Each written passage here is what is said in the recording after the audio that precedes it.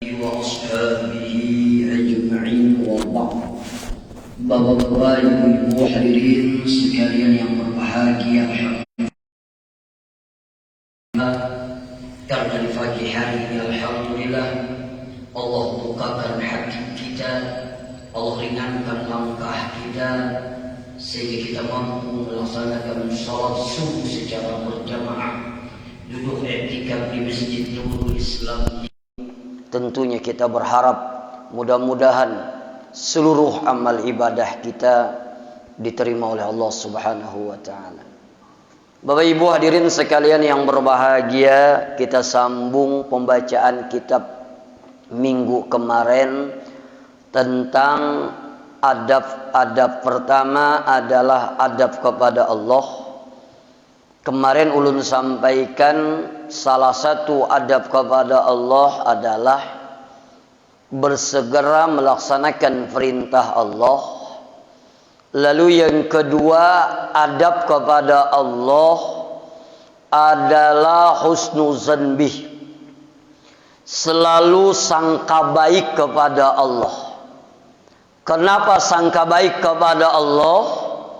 Karena kita meyakini apapun yang diinginkan oleh Allah kepada hambanya pasti untuk kebaikan hamba tersebut. Allah berikan kaya, sangka baik kepada Allah agar kita bersyukur dengan kekayaan itu. Kalau kita diberikan musibah, sangka baik kepada Allah agar kita bersabar dengan musibah itu. Kalau kita melakukan maksiat, sangka baik kepada Allah, Allah menyuruh kita bersegera bertobat kepada Allah Subhanahu wa taala.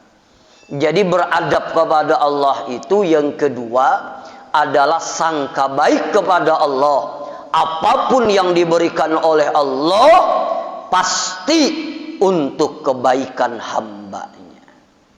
Miskin kita, insya Allah demi kebaikan kita. Allah berikan kita kelebihan rezeki, insya Allah itu demi kebaikan kita. Kita diberikan sehat, insya Allah itu demi kebaikan kita. Sekarang ini kita diuji sakit oleh Allah, insya Allah semuanya kebaikan kepada hambanya. Makanya sering ulun ulang hadis di dalam kitab Arba'in Nawawiyah. Hidup ini kan kita tinggal menjalani saja lagi.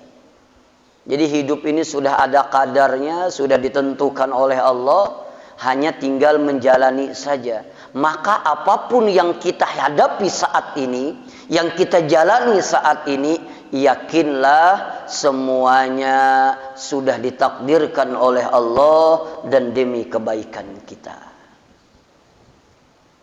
Makanya dalam hadis Arba'in Nawawiyah dikatakan apa? Inna ahadakum yujma'u khalquhu fi batni ummihi 40 yawman nutfatan summa mithla dzalik 'alaqatan summa mithla dzalik mudghatan. Dikatakan di dalam kitab Arba'in Nawawiyah, sesungguhnya semua kita ini dulu dikumpulkan dalam perut ibu kita masing-masing. 40 hari pertama berbentuk air mani. Summa misla dzalik, kemudian 40 hari selanjutnya berbentuk segumpal darah. Summa misla dzalik, kemudian 40 hari selanjutnya berbentuk segumpal daging. 40 kali 3 120 hari. Kalau bulannya sama dengan 4 bulan. Kalau sudah 4 bulan ditugaskan oleh Allah malaikat untuk meniupkan roh yang ada dalam janin ibunya masing-masing, termasuk kita semua. 4 bulan kita dalam perut ibu kita masing-masing, itu ditiupkan roh.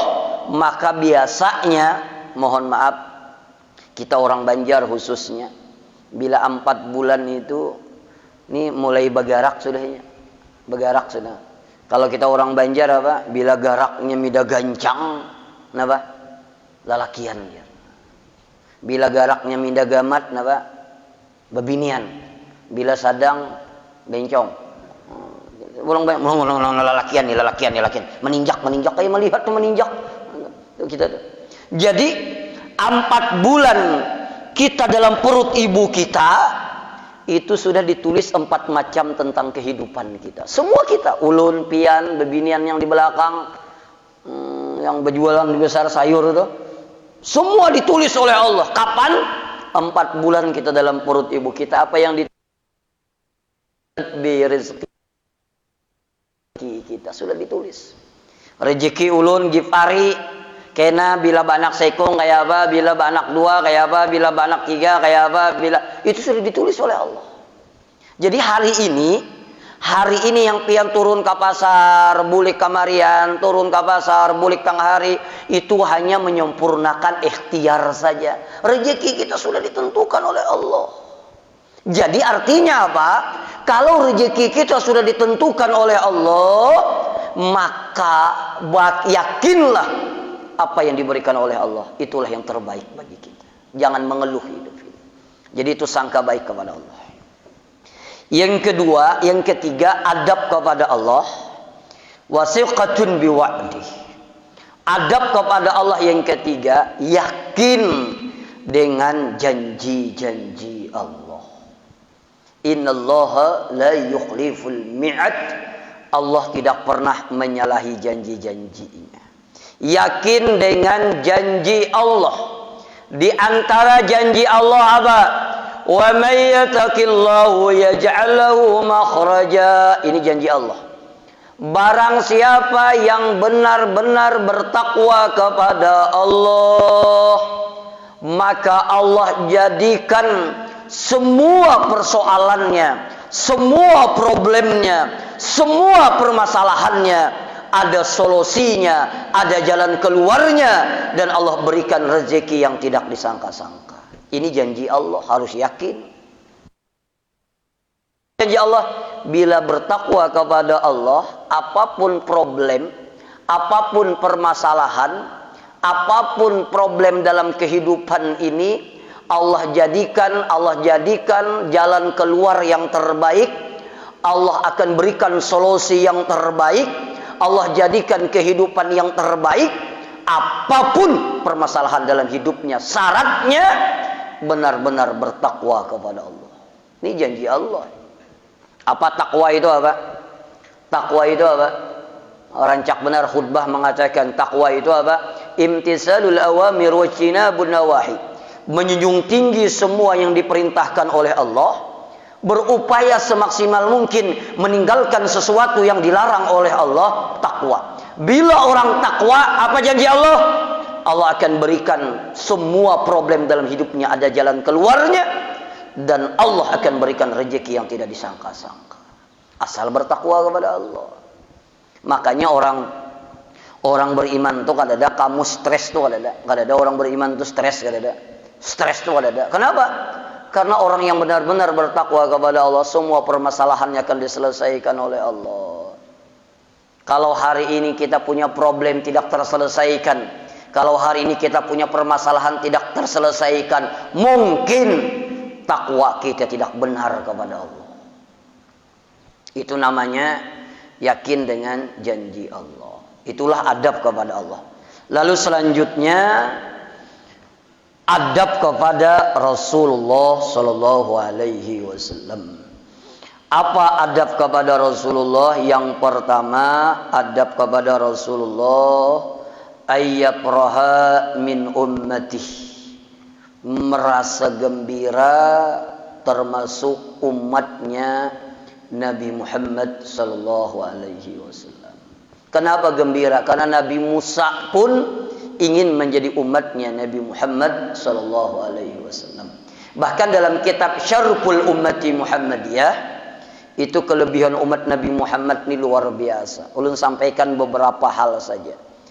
Kalau dulu umat-umat dulu Bani Israel itu kalau pakaiannya terkena najis itu wajib dipotong. Misal nih gamis ulun nih, dikamihi siapa mengamihi? Pian kah? Dikamihi mohon maaf kucing najis di sini. Maka kalau dulu Bani Israel itu kada bersih pakaian ulun ini kecuali dipotong. Hanya bersih. Bahkan kalau kena badannya dipotong, karena jarinya dipotong. Umat dulu. Tapi kalau umat Nabi Muhammad, apabila pakaian kena najis kada dipotong, cukup dibasuh. Itu kelebihan umat Nabi Muhammad sallallahu alaihi wasallam. Kalau umat dulu kayak itu, bila bajunya karena najis, bajunya dipotong. Kalau badannya kena najis, badannya dipotong agar suci. Kalau umat Nabi Muhammad kada, tinggal dibersihkan saja.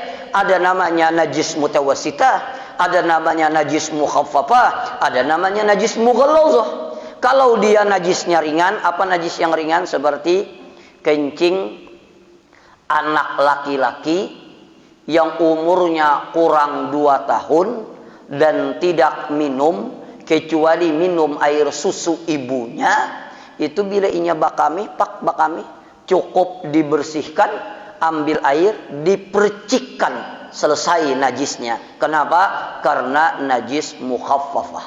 Itu dalam fikih ya. Tapi syaratnya anak lalakian kurang 2 tahun kada meminum kecuali air susu ibunya. Lalu ada yang bertakun lawan ulun, Ustaz, kalau anak babinian bang kurang 2 tahun kada meminum kecuali air susu ibunya, bila inya bakami najis mukhaffafah kah, najis mutawassitah kah? Maka termasuk najis mutawassitah, agak berat. Tapi Ustaz belum 2 tahun juga kada meminum juga air susu, kada meminum juga makanan yang lain kecuali air susu. Kenapa?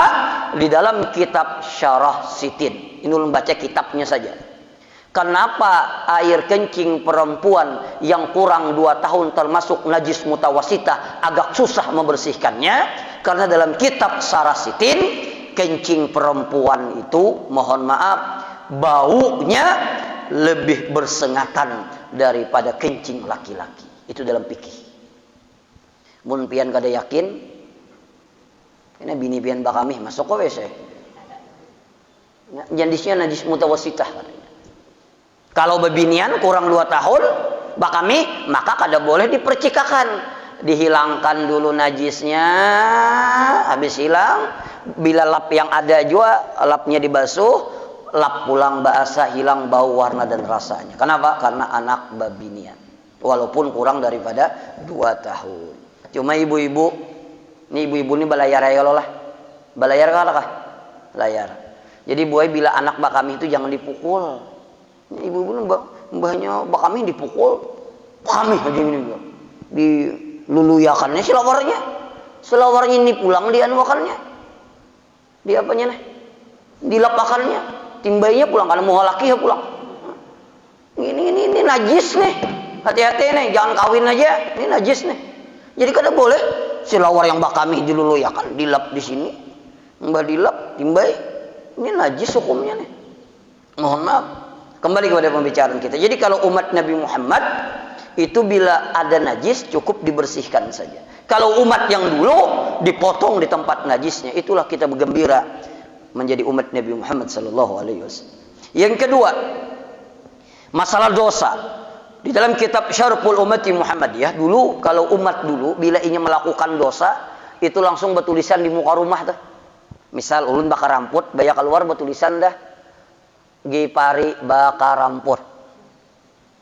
Bila berzina tulisannya si A berzina. Bila mencuntan si B mencuntan. Jadi bila banyak melakukan dosa makin banyak tulisannya di muka rumah itu langsung otomatis elektrik sudah.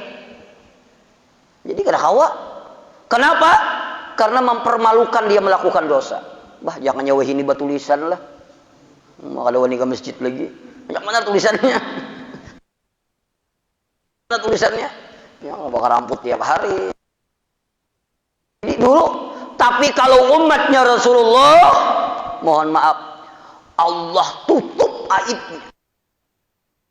Sering ulun sampaikan, hari ini mohon maaf, hari ini kenapa orang memuliakan kita, hari ini kenapa orang menghormati kita, demi Allah, bukan karena kita mulia, bukan karena kita terhormat, Bukan kita tidak memiliki dosa dan kesalahan.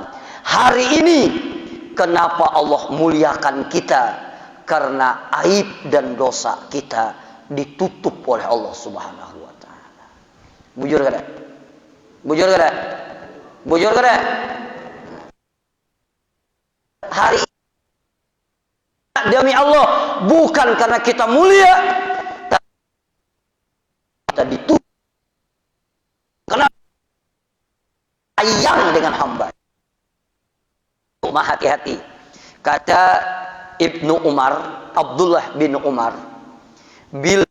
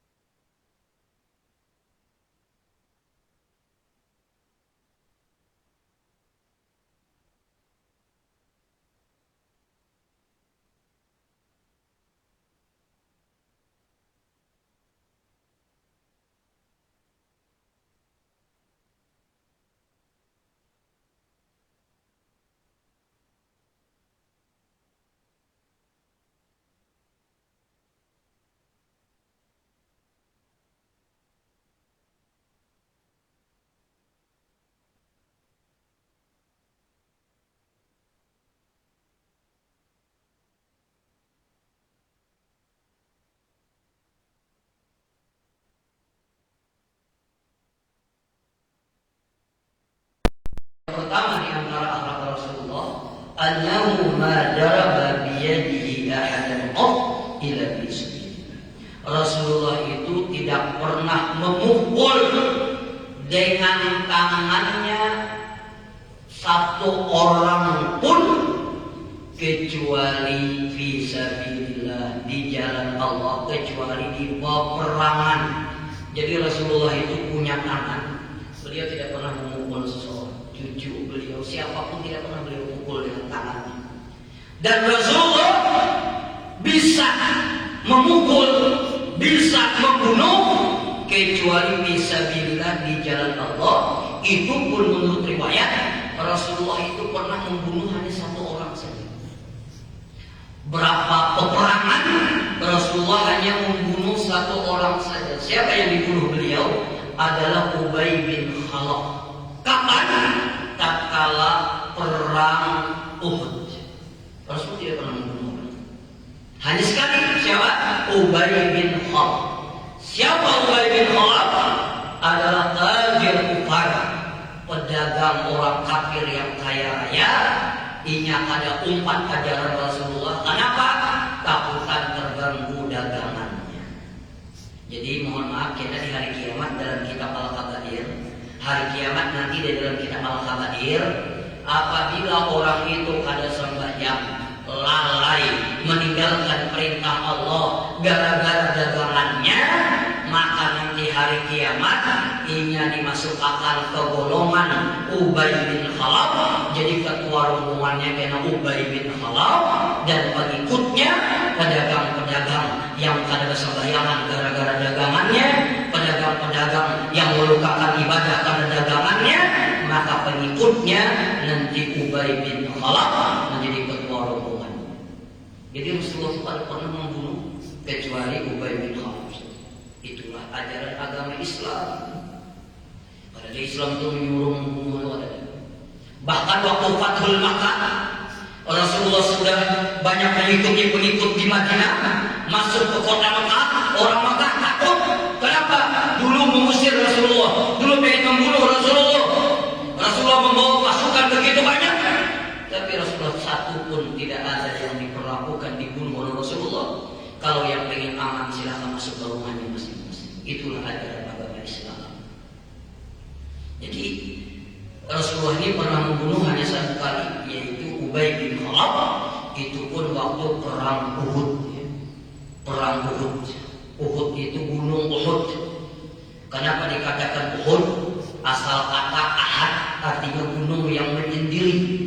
Karena panjangnya gunung itu kurang lebih 7 km. Jadi panjangnya 7 km. Yang dia insya Allah yang berumrah mudahan sempat ziarah ke gunung Uhud. Amin.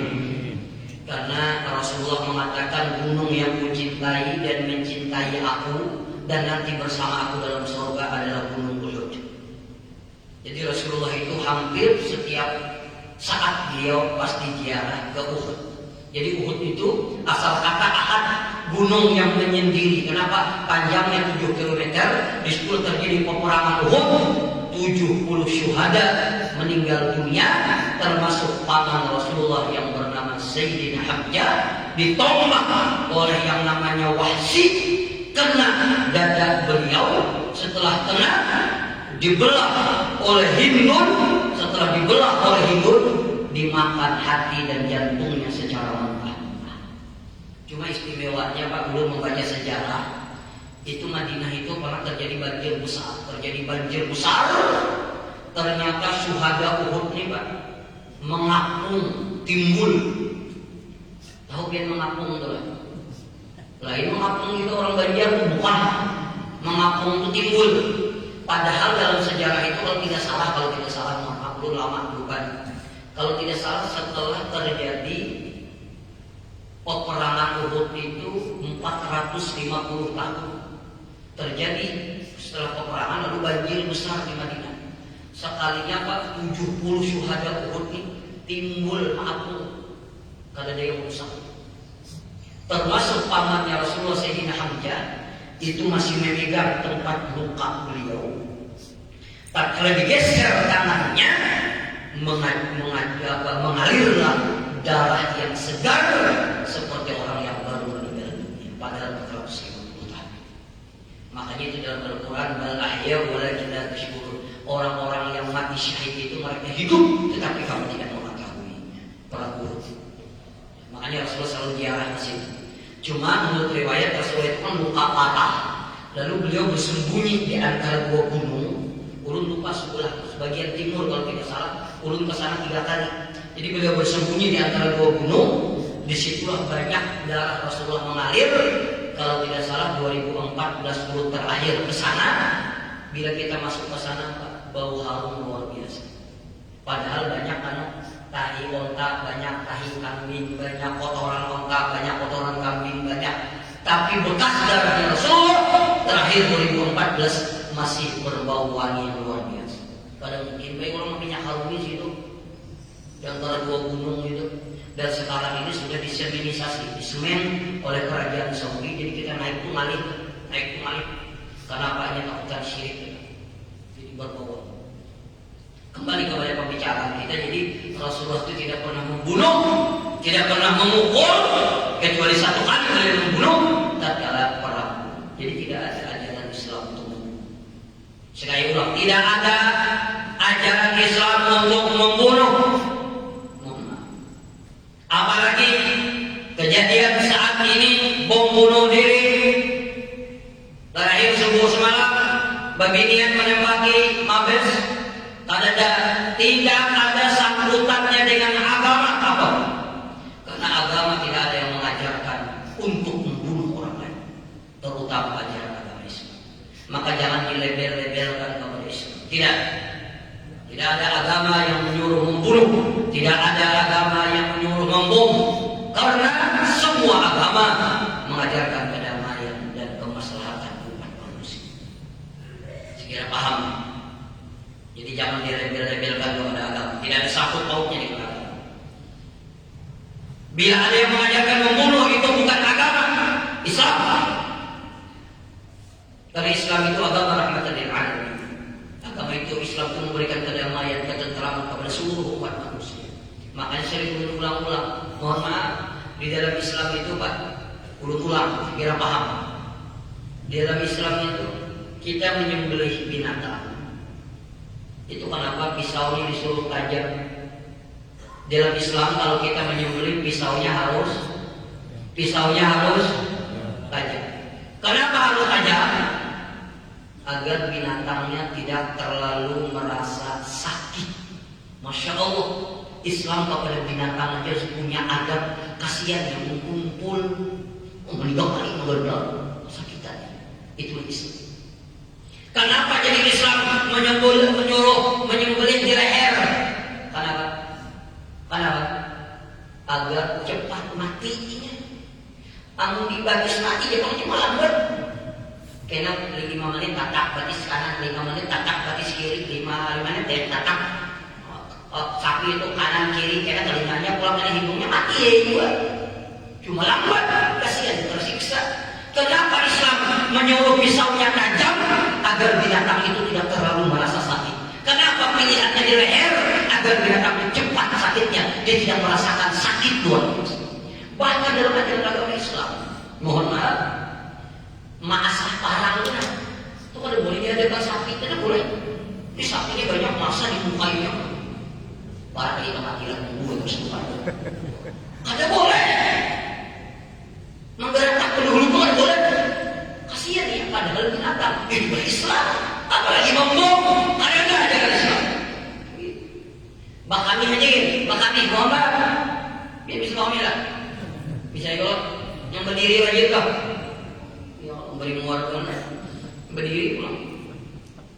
Ban bis pulang kita mengizinin. Di sawah sini sembarangan belum. Mohon maaf, itu bila kami itu kan dalam fikih itu ada namanya diwar, ada namanya sakit. Kalau diwar itu kan kalau tidak salah lubangnya bulat, kalau sakit itu lubangnya panjang. Kita kada boleh kami di lubang-lubang itu kada boleh baik yang bulat ataupun yang panjang. Di lubang bujuran kan. Dan biasanya kami di lubang-lubang ini lalakian. Kenapa jadi kada boleh kami di lubang-lubang? Karena biasanya makruh hukumnya dalam fikih. Buka dalam kitab Taqriratus Syadidah. Makruh kencing di lubang-lubang. Kenapa? Karena di lubang ini ada binatang kecil yang kayak samut. Amun di kami kasihan dia kepanasan. Apalagi muka istilah. Contoh.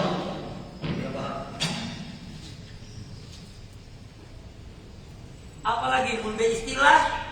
Nih pohon nih sarangga. Kada boleh. Kasihan serangga kepanasan di gugur. Diuntingnya bujur. Bogaya gugur hapus. Kada boleh. Kita tahu ini bakal apa nih? Kada boleh kepada binatang. Belum diserahkan kepada binatang. Apalagi kepada manusia. Tidak ada ajaran untuk membunuh. Barang siapa membunuh satu orang yang tidak sesuai jalannya, maka sama seperti membunuh manusia seluruh. Tidak ada ajaran dalam Islam. Maka jangan dilabelkan kepada agama siapa. Agama Islam itu rahmatan lil alamin. Jadi Rasulullah tidak pernah membunuh kecuali satu, tidak pernah memukul siapapun kecuali kepada Ubay bin Khalaf. Yang kedua, akhlaknya Rasulullah. Nah ini penting yang kedua. Ini kita ini banyak tagawin. Rasulullah tidak disuruh memilih baina amrayn illal tara aisarahum. Rasulullah itu kalian disuruh memilih dua keadaan, kecuali dipilih oleh Rasulullah yang paling mudah di antara dua itu. Contoh. Misal Rasulullah itu ditawari makanan, pilihannya hendak apa?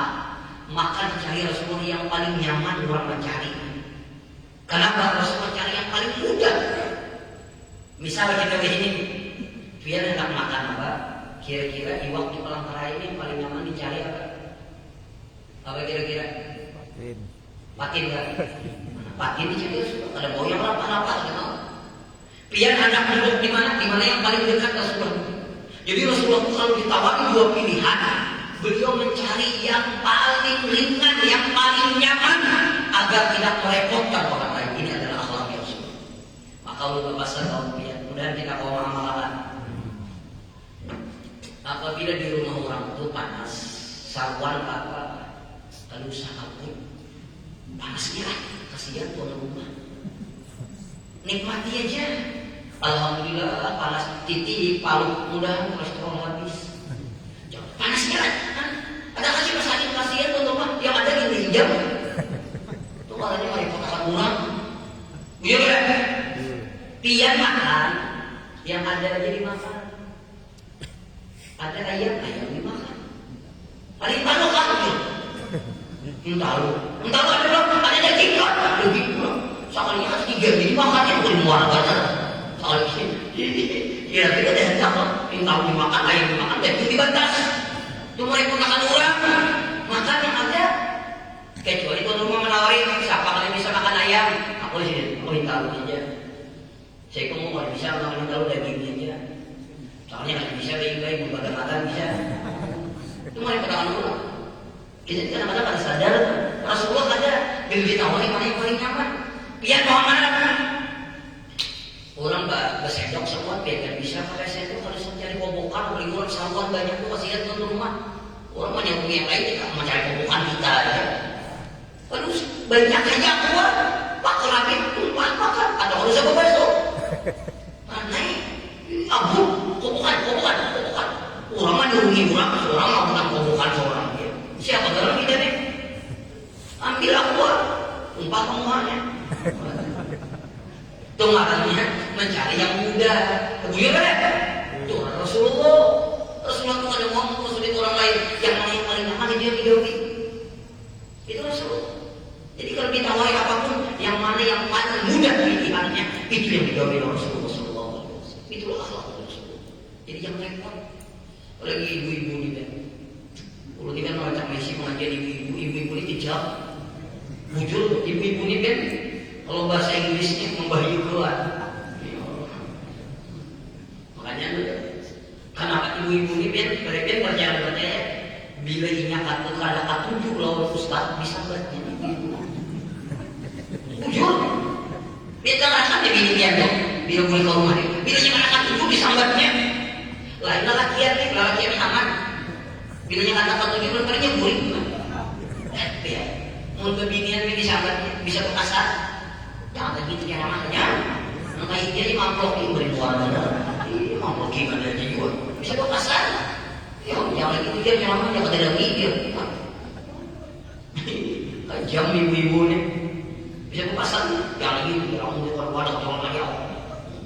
Beri warna ya. Jadi mohon maaf. Jadi sering disampaikan kepada ibu-ibu kipas. Panas lah. Ulunya kita panas lah. Dia aja. Kasihan tuan rumah.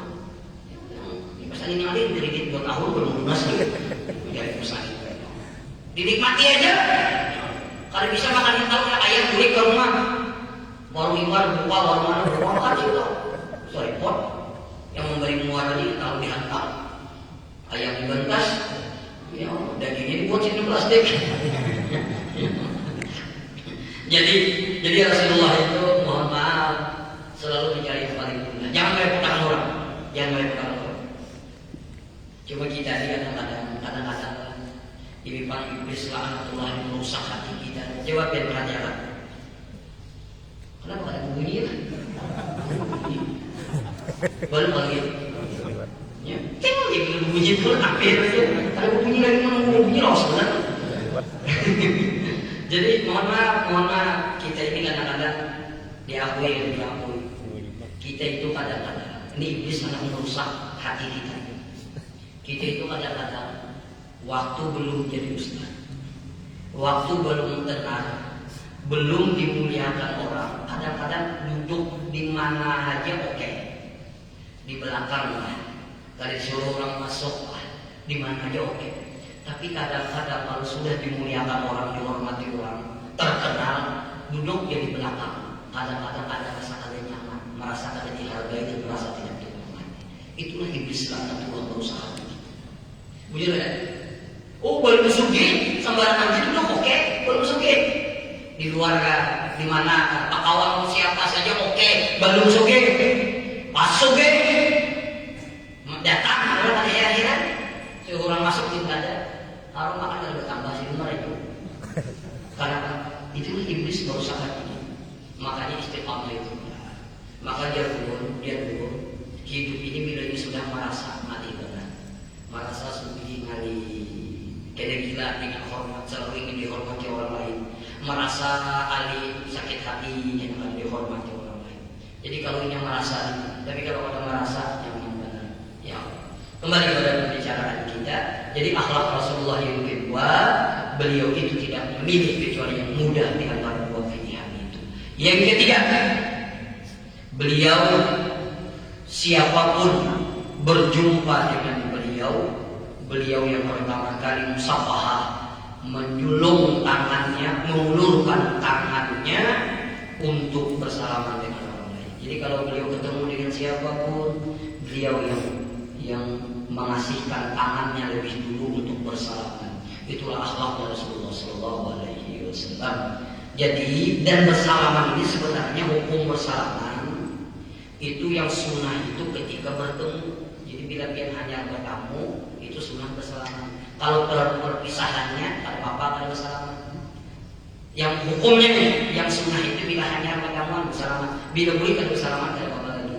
Cuma kebanyakan kita datang bersalaman, pertemuan, bersalaman, boleh bersalaman. Karena banyak yang bersalaman. Terutama ustaz bila boleh pasti bersalaman. Bila ada bersalaman ustaznya nungguin. Masalahnya amplopnya belum dijulung. Oke, demikian terima kasih.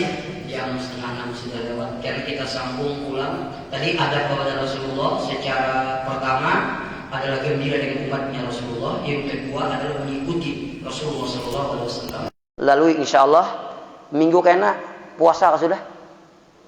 Belum lah. Sudah belum lah? Oh, sama ya berarti di Panarung belum juga.